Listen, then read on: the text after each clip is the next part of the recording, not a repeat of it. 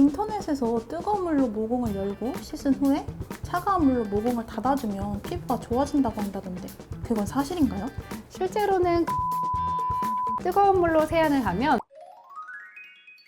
안녕하세요 원장님. 요즘 얼굴에 기미도 많아지고 홍조도 심해졌어요. 선크림도 꼼꼼히 바르고 비싼 화장품도 열심히 발랐는데 도대체 원인이 뭘까요? 피디님 피부 장벽이 많이 약해지셨네요. 혹시 평소에 세안은 어떻게 하세요? 세안이요? 저는 뜨거운 물로 세안하고 폼클렌저로 여러 번 꼼꼼하게 문질러서 닦아요. 특히 화장을 한 날에는 더 오래 문질러서 씻는 편이에요.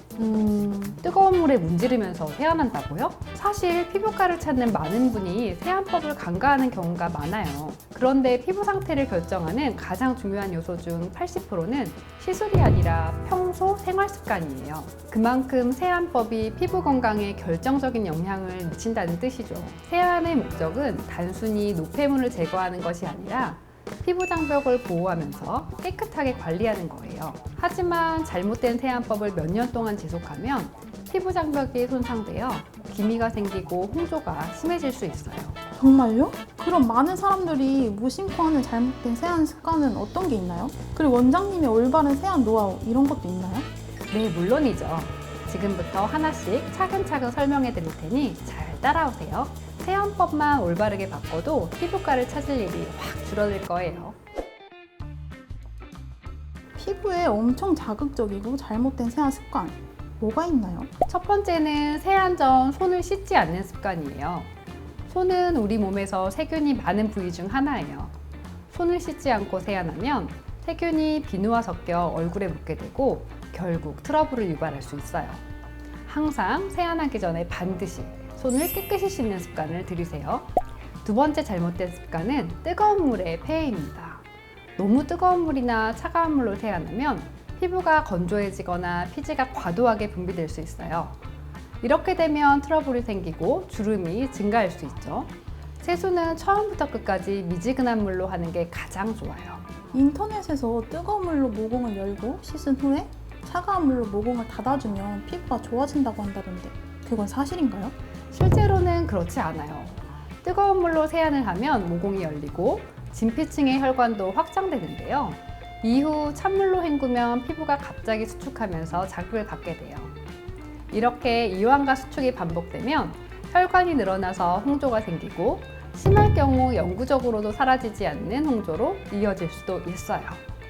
또한 반복적인 온도 변화는 피부 장벽을 약화하고 트러블을 유발할 수도 있어요. 그러니 처음부터 끝까지 미지근한 물로 세안하는 것이 가장 안전하고 효과적인 방법입니다. 세 번째는 얼굴을 과하게 비비는 거예요. 세안할 때 얼굴을 강하게 문지르면 피부 장벽이 손상될 수 있어요. 얼굴을 푸딩을 씻듯이 부드럽게 다뤄야 합니다. 수건으로 물기를 닦을 때도 박박 문지르지 말고 가볍게 톡톡 두드리는 것이 흡수시키는 것에 좋아요. 한두 번 강하게 닦는 건 괜찮지만 몇 년 동안 습관적으로 세게 문지르면 피부 장벽이 약해지고 결국 홍조나 민감성 피부로 이어질 수 있어요. 특히 화장을 지울 때 노폐물을 100% 없애겠다는 마음으로 너무 강하게 닦는 분들이 많아요. 하지만 차라리 노폐물이 조금 남는 것이 더 나을 수도 있습니다. 화장품이 피부에 남으면 문제가 될 것 같지만요. 표피의 자연적인 재생 과정에서 표피가 탈락하면서 노폐물도 제거가 되기 때문이에요. 그럼 원장님은 어떻게 세안하세요? 저는 먼저 미지근한 물로 손을 깨끗이 씻어줍니다. 그 다음 미지근한 물로 얼굴을 가볍게 헹궈줍니다. 이때 주의할 점은 물을 얼굴에 갖다 댄다는 느낌으로 부드럽게 세안하는 거예요. 너무 세게 문지르면 피부에 자극이 될 수 있기 때문인데요. 세안할 때 가장 중요한 건 거품을 충분히 만들어주는 거예요. 거품 없이 클렌저를 얼굴에 바로 문지르는 분들이 많은데요. 거품이 모공 사이에 하나하나 들어가야 노폐물을 깨끗이 제거할 수 있기 때문에 반드시 풍성한 거품을 만들어 사용하는 것이 좋아요. 피지가 많이 생기는 코나 턱 주변은 한 번 더 신경 써서 세안해주세요. 그리고 마지막으로 미지근한 물로 꼼꼼히 헹궈줍니다. 메이크업을 하거나 크림을 바른 날에는 폼클렌저만으론 세안하기가 좀 찝찝한데 피부의 자극을 최소화하면서 이중 세안을 하는 방법이 없을까요?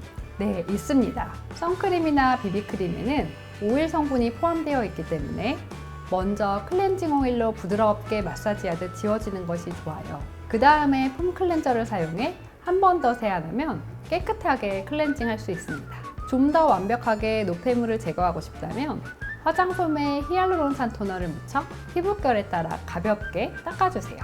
이 방법을 사용하면 이중 세안을 했음에도 피부의 보습감을 유지하면서 노폐물을 더욱 말끔하게 정리할 수 있어요. 그런데 저는 수십 년 동안 잘못된 세안 습관을 유지해서 그런지 피부 장벽이 완전히 무너진 것 같아요. 피부 장벽을 회복하는 데 도움이 되는 그런 시술도 있을까요? 네, 물론입니다. 피부 장벽 회복에는 리쥬란 힐러라는 스킨 부스터가 효과적이에요. 리쥬란 힐러는 연어 DNA에서 추출한 재생 성분인 PN을 진피층에 직접 투입하여 손상된 피부를 근본적으로 개선하는 역할을 합니다. 이 시술은 얇아진 피부의 밀도와 두께를 증가시켜 피부 장벽을 강화해주고 동시에 콜라겐 생성을 촉진해 피부 탄력을 높여 주름 개선에도 도움을 줄 수 있어요. 개인의 피부 상태에 따라 차이는 있지만 보통 시술 3일에서 10일 이내에 피부 장벽 회복이 시작되며 장기적으로는 피부결을 더욱 건강하고 탄탄해지는 효과를 볼 수 있습니다. 오늘은 피부 건강의 핵심인 올바른 세안법에 대해 알아봤는데요. 도움이 되셨나요? 평소 무심코 하는 잘못된 세안 습관이 피부 장벽을 약화하고 기미나 홍조, 트러블의 원인이 될 수 있다는 점 기억해 주세요. 그럼 우리는 다음 영상에서 더 유익한 정보로 만나요. See you later!